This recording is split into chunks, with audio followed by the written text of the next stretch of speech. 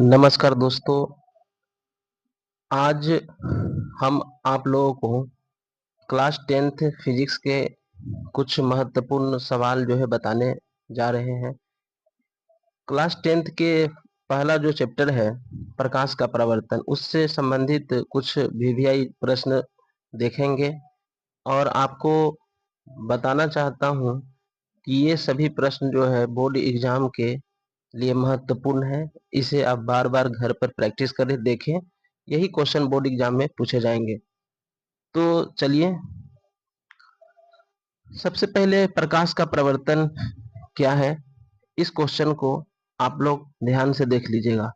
प्रकाश का प्रवर्तन किसे कहते हैं और इसके साथ साथ जो है प्रकाश के प्रवर्तन के नियम, ये दोनों सवाल बोर्ड एग्जाम में कई बार पूछे गए हैं।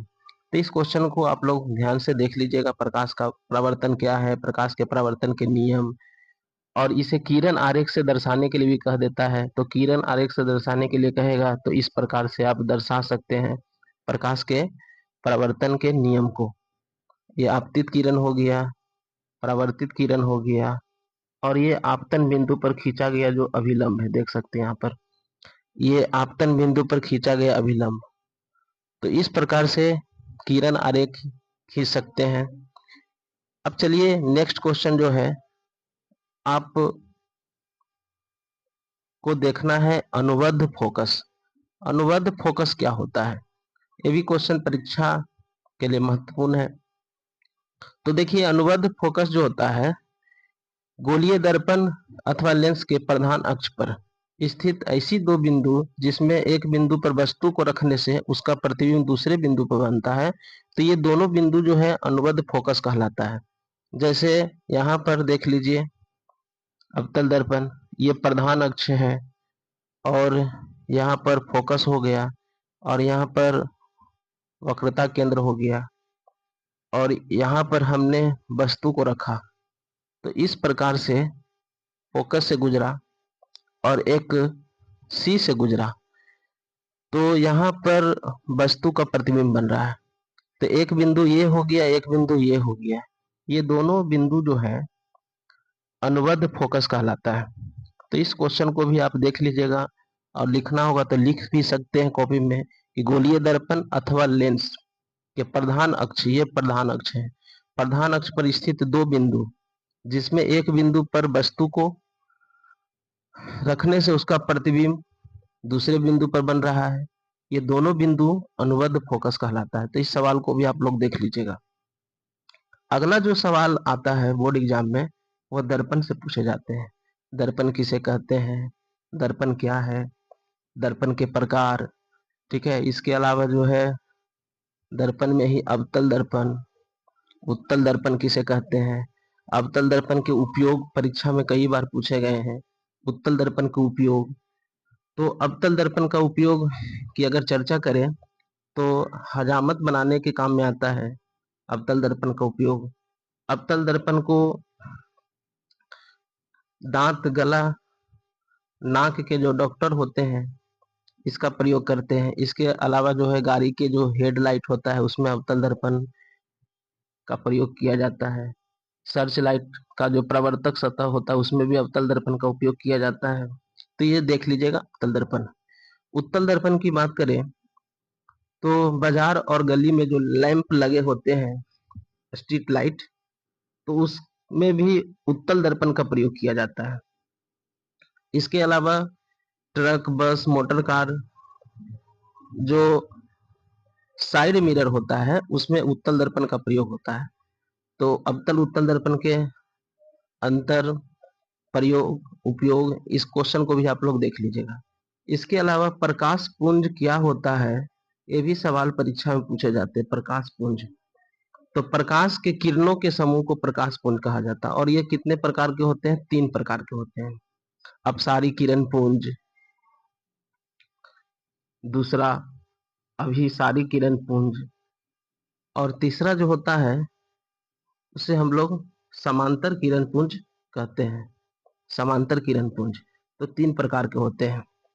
अब क्वेश्चन जो है उत्तल दर्पण से एक और क्वेश्चन आता है कि वाहनों में उत्तल दर्पण को पश्च से दृश्य दर्पण के रूप में वरीयता क्यों दिया जाता है? मतलब साइड मिरर के रूप में उत्तल दर्पण का उपयोग क्यों किया जाता है? यह क्वेश्चन भी परीक्षा की दृष्टि से महत्वपूर्ण सवाल है, तो इसको भी जरा आप लोग देख लीजिएगा। गोलीय दर्पण की वक्रता त्रिज्या, ये सवाल भी परीक्षा में खूब आता है। गोलीय दर्पण का वक्रता त्रिज्या क्या है, या किसे कहते हैं गोलीय दर्पण का वक्रता त्रिज्या? इसके अलावा मोटर गाड़ी में हेडलाइट में अवतल दर्पण का उपयोग होता है, क्यों होता है? तो इस क्वेश्चन को भी आप लोग देख लीजिएगा कि मोटर गाड़ी में हेडलाइट में अवतल दर्पण लगा होता है, क्यों लगा होता है, ठीक है। इसके अलावा जो है, अगर आगे प्रश्नों की बात करें तो गोलीय दर्पण का द्वारक, गोलीय दर्पण का द्वारक क्या होता है? तो इसका सिंपल सा आंसर है, दर्पण की जो चौड़ाई होता है ना, दर्पण की चौड़ाई, तो दर्पण की चौड़ाई को ही दर्पण का द्वारक कहा जाता है, ठीक है। या कह सकते हैं दर्पण का वो भाग जिससे प्रकाश का परावर्तन वास्तविक रूप से होता है। दर्पण का वो भाग, जैसे यहाँ पर अवतल दर्पण है, तो अवतल दर्पण यहाँ से लेके यहाँ तक, ये जो है प्रकाश का परावर्तन वास्तविक रूप से करता है, तो इस भाग को ही हम लोग जो है दर्पण का द्वारक कहते हैं। इसके अलावा आवर्धन से भी सवाल पूछे जाते हैं परीक्षा में। गोलीय दर्पण का आवर्धन क्या है? तो आवर्धन का मतलब क्या होता है समझिए, प्रतिबिंब की ऊंचाई और वस्तु की ऊंचाई या बिंब की ऊंचाई का जो रेशियो होता है ना, बिंब की ऊंचाई का जो अनुपात होता है, उसी को हम लोग आवर्धन कहते हैं, मैग्निफिकेशन कहा जाता है। तो आवर्धन बराबर प्रतिबिंब की ऊंचाई बटा बिंब की ऊंचाई। इस सवाल को भी आप परीक्षा में बना सकते हैं अगर आता है क्वेश्चन तो। इसके अलावा जो है चिन्ह परिपाटी से सवाल पूछे जाते परीक्षा में। चिन्ह परिपाटी क्या है, ठीक है। दूरियां मापने के लिए चिन्ह परिपाटी का उपयोग क्यों किया जाता है? और सवाल अगर देखें तो इसमें क्वेश्चन आता है कि अवतल दर्पण में फोकस दूरी और वक्रता त्रिज्या में क्या संबंध होता है? यानी संबंध की चर्चा करें तो एफ बराबर जो होता है r/2 होता है। तो ये भी परीक्षा में सत्यापित करने के लिए पूछ दिया जाता है, इसको भी आप लोग देख लीजिएगा। एफ बराबर r/2 गोलीय दर्पण में सत्यापित करें। इसके साथ साथ दर्पण सूत्र परीक्षा में खूब पूछे जाते हैं। दर्पण सूत्र से सवाल, फोकस दूरी, वस्तु दूरी और प्रतिबिंब दूरी के बीच जो संबंध दर्शाया जाता है जिस सूत्र के द्वारा, उस सूत्र को ही हम लोग दर्पण सूत्र कहते हैं। दर्पण सूत्र में 1/f बराबर 1/v प्लस 1/u होता है। तो सत्यापित करने के लिए भी परीक्षा में पूछ दिए जाते हैं सवाल कि दर्पण सूत्र को सत्यापित कीजिए, या अवतल दर्पण में दर्पण सूत्र सत्यापित कीजिए। यह सवाल कभी कभी उत्तल दर्पण में पूछ दिया जाता है, उत्तल दर्पण में दर्पण सूत्र को सत्यापित कीजिए। तो इस सवाल को भी आप लोग देख लीजिएगा। और दर्पण सूत्र